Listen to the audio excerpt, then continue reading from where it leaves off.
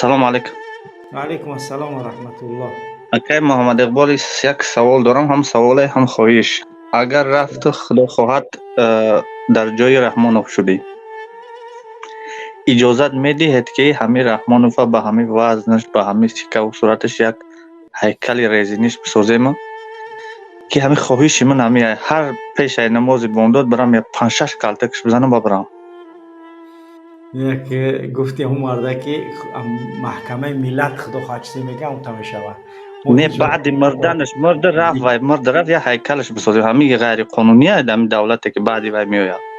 охи ин 6 сол انشالله که رحمانوف مرد خاک خدا نبره. ای خدا خداوند نکشش هیچ وقت. خداوند زندهش بمونه تو ما بریم بقاپیمش لورا بگیریم دوجا بشنونیمش بپرسیمش انا گابزا یگون کس نمیزنش مردک بوره اعتراف که چخیل کشتی چخیل فرمونه قتل دادی چند هزار آدم کشتی چی پریم همین چیزا باید جواب بده.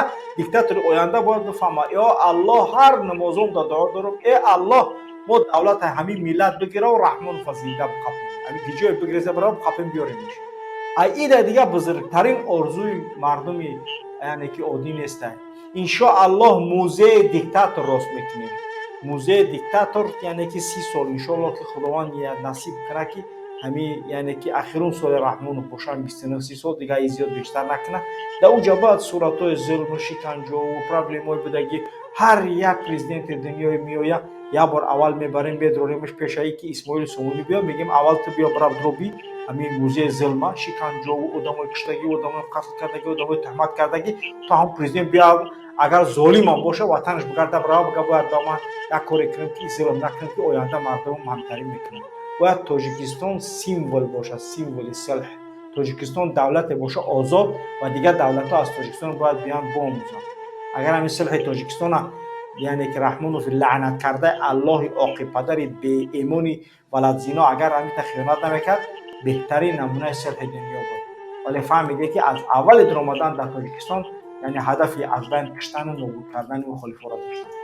اما خاطر ان شاء الله که موزه ظلم میشود و در اون موزه ظلم هر پرزیدنت که میشود ان شاء الله هر هفته باید بدروی تماشا کنه ببینه یا جنایت خیانت چه برابر که اون خیانت جنایت نکنه بگویند رنگ هم رحمی بگوره و این درس میشود شکلی که خداوند یعنی که نونجی که بدن که لتکون آیت للعالمین جسد فرعون نجات داد از یعنی که مثلا در بدنش در غرق کرده بعد از اون نجات تو حاضر در موزه تو این که یک نشانه برای آیندگان باشه که ظلم و ستم چی داره.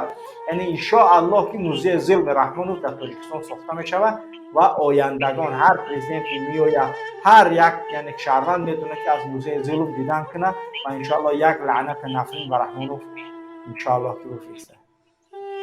خدا خواه او هیکل محمد همون پیش موزه میسازیم یک هیکل رزینی رنگ رحمانوف رو که نداره هم یک چوکم می‌بینیم یا تا دمشقش میزنه کردیم هم جراف بفهمه که دیکتاتور آینده دیکتاتور نه در یک جای معین بسازیم که اکر محمد اقبال در یک جای معین بسازیم که هم حجوی که حج میگردن شیطان سنگ زنی بیان یا 3-4 سنگ دیگه یا بزنن اوش ان شاء الله که آینده خدا خاص سلامت رفتیم سلامت باش اسلام میگم سلامت باشه 7 دخترش هم میچینیم و قفا دامادهای بشمورش هم که مردم ببینن که چی گپه. سلامت